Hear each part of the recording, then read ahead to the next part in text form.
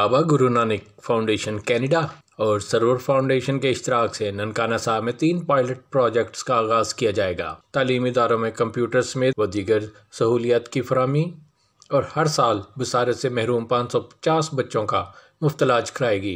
Baba Guru Nanak foundation Canada और ज़िले हुकूमत ननकाना साहब के मुश्तरका इजलास में फाउंडेशन के chairman Sardar Harpal Singh, deputy commissioner Raja Mansoor Ahmad, district police officer Ismailur Rahman Khadak, additional deputy commissioner general Ahmad Kamal और सीईओ एजुकेशन जावेद इकबाल बाबर समेत ज़िले अफसरान और सिख रहनुमाओं ने शिरकत की।